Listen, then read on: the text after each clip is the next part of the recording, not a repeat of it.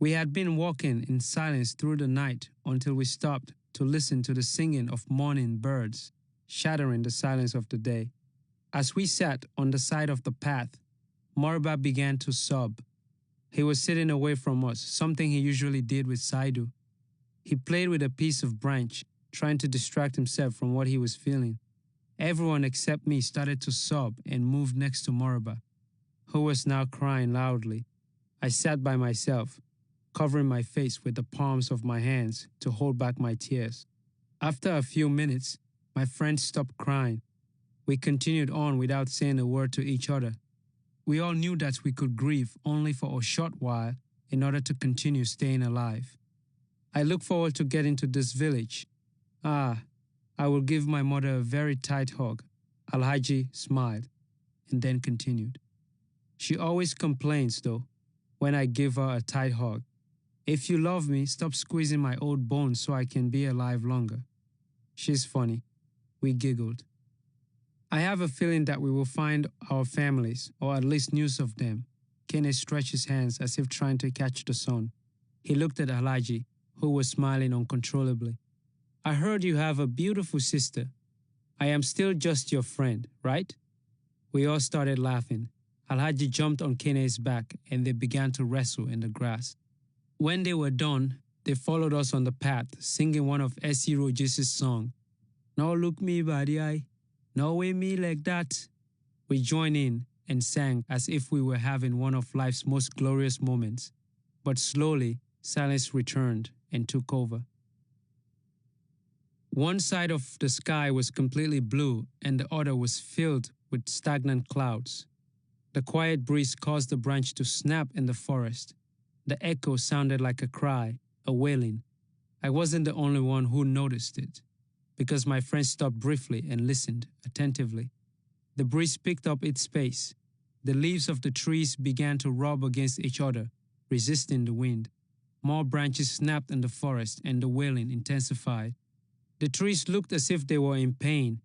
They swayed in all directions and slapped each other with their branches. The clouds rolled over the blue sky and it became dark. A heavy rain followed, with thunder and lightning that lasted for less than 15 minutes. Afterward, the sky returned to its bluest. I walked, perplexed, in my soaked clothes, under the sun. At night, it began to rain again. The strands of rain fell brutally from the sky, whipping us. We walked for most of the night, wiping the water off our faces in order to see. It became unbearable to continue, so we sat at the foot of huge trees and waited. Whenever the lightning lit the forest, I could see where everyone was sitting. We all had our faces resting on our knees and our arms were crossed. The last hours of the night were long. By the time the rain stopped, it was light. We were all shivering, our fingertips pale and wrinkled. We looked like soaked chickens, Musa said, laughing as we emerged from under the trees. We found an opening where the sun had begun penetrating, and we squeezed and spread our shirts on the tops of the bushes and sat in the sun to dry ourselves. It was almost midday when we put on our damp clothes and continued walking. A few hours later, we heard a cock crow in the distance. Musa jumped in the air and we all began to laugh. Finally, we were approaching the village where seeing our families was actually a possibility. I couldn't stop smiling. Coffee trees began to replace forest, and footprints appeared on the path. We heard rice being pounded and whispers in the breeze. We quickened our pace as these sounds assured us that life was ahead. On the opposite side of the coffee farm was a small banana farm, and there we came across a man cutting down hands of ripe banana. We couldn't see his face as his head was behind the leaves. Good afternoon, Kene said. The man peeped at us from behind a banana leaf. He wiped the sweat off his forehead and walked toward us. As he approached, slowly making his way through the noisy dry banana leaves, the sight of his face awakened my memory. His face was a little wrinkled now and he was much skinnier than when I had last seen him. His name was Gasimu, Ngo Gasimu. He used to be one of the notorious single men in my town. Back then, everyone talked about him not being married. The older people always remarked, "He is old enough and responsible enough to find a good wife, but he likes to be alone. He likes that loose life." He never said anything back then and didn't get upset by what they said. He cooked his own food, and when he was too tired to cook, he ate gari, a grated and dried food made from cassava with honey. There was a period of time when he ate gari with honey for over a week. My mother decided to dish him out a plate every evening. "That food is unhealthy for you," she had said to him, and he smiled, rubbing his head. When Gasimu was by the path, he stopped and examined our faces. He smiled, and that was when I became sure that he was the Ngo Gasimu I knew, because he was missing a front tooth. "You boys want to help me carry some bananas to the village?" he asked, in that manner that adults usually ask young people, so that we knew he wouldn't take no for an answer. "Come on, boys." He motioned for us to follow him into the banana farm. All of us started walking past him as he continued waving his hand as if he was pulling us with an invisible rope. When I approached him, he put his hand on my shoulder and rubbed my head. "Are you still a troublesome boy?" he put on my nose. "There is no time to be troublesome these days," I said. "I see that you look very sad. Your forehead used to glow naturally when you were just a child. Your parents and I used to discuss how unusual that was. We thought it was because you were happy all the time. Your mother said you even smiled while you slept. But when you started your troublesomeness and were angry, your forehead glowed even more. We didn't have any other explanations for your forehead and how it related to your character. And here you are. It isn't shining anymore." He paused for a moment, looking at me. He walked away and began instructing my traveling companions how to pick up a hand of bananas and carry it on their shoulders instead of their heads. "This way you won't break them in half," he explained.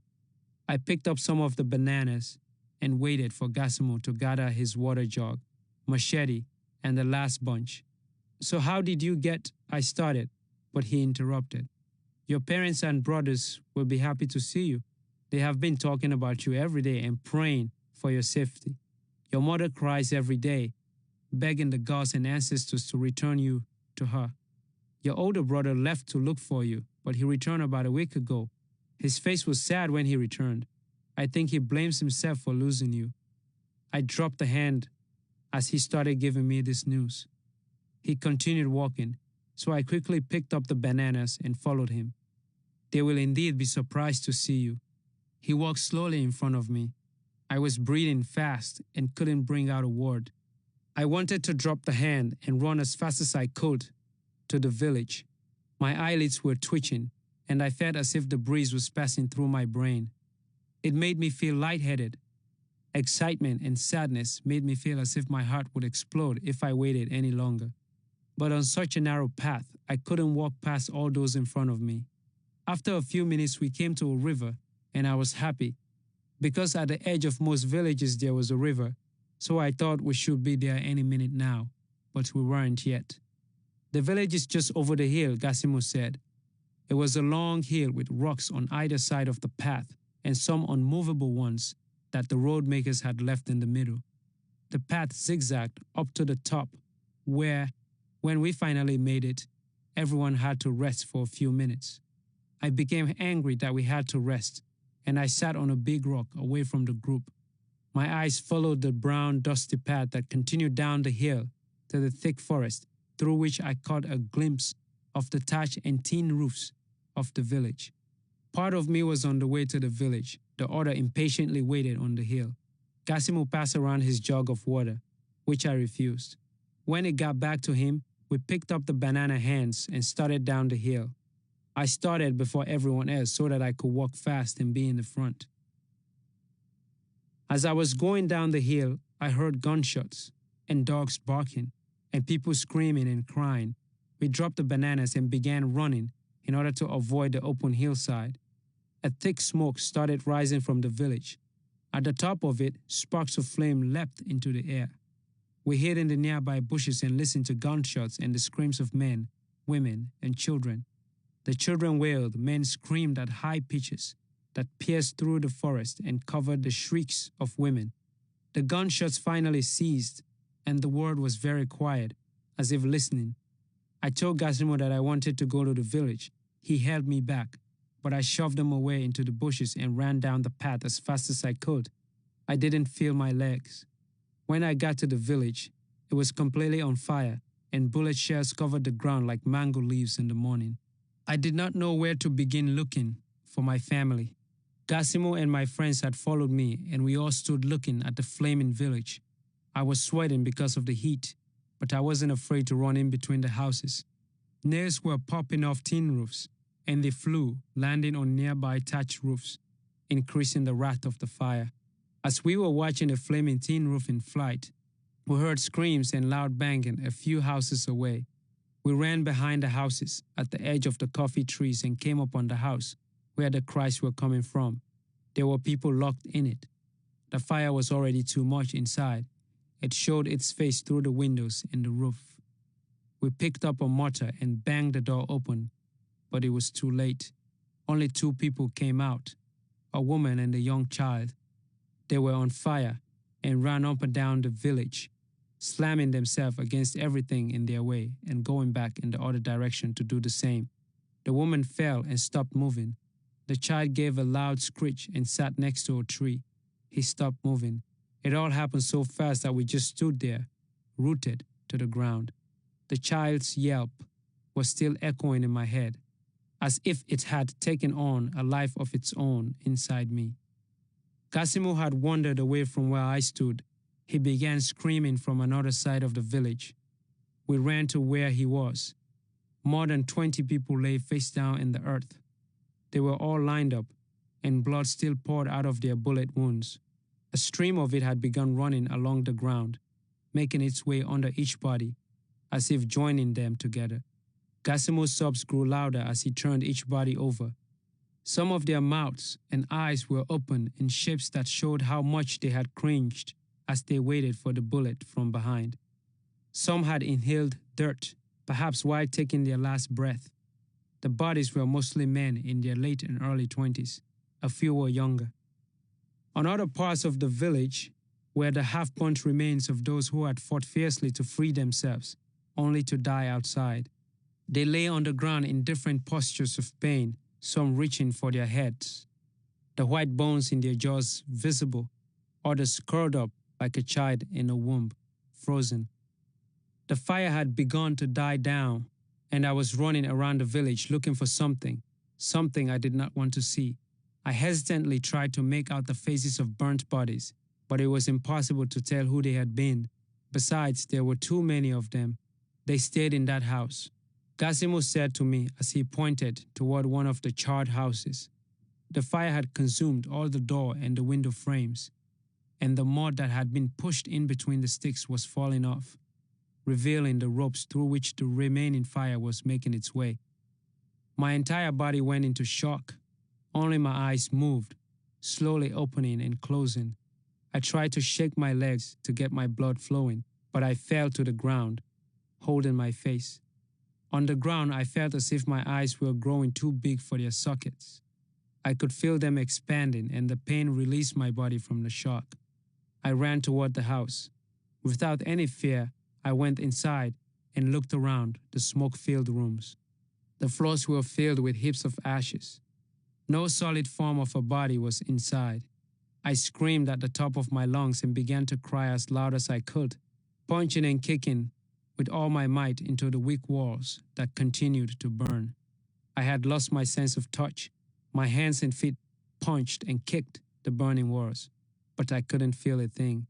Gasimo and the rest of the other boys began pulling me away from the house. I kept kicking and punching as they dragged me out. I have looked around for them, but I can't see them anywhere, Gasimo said. I was sitting on the ground with my legs spread in the dirt, holding my head in my hands. I was filled up with anger.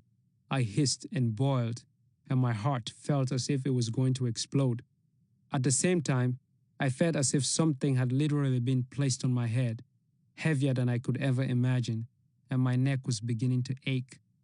If we hadn't stopped to rest on that hill, if we hadn't run into Gasimo, I would have seen my family, I thought. My head was burning as if on fire. I put my hands on both ears and squeezed them in vain. I didn't know what was happening to me. I got up, walked behind Gassimo, and locked his neck under my arms. I squeezed him as hard as I could. "I can't breathe," he said, fighting back. He pushed me off, and I fell next to a pestle. I picked it up and hit Gassimo with it. He fell, and when he got up, his nose was bleeding. My friends held me back. Gassimo looked at me and said sadly, "I didn't know this was going to happen." He walked toward a mango tree and sat by it, wiping the blood falling from his nose.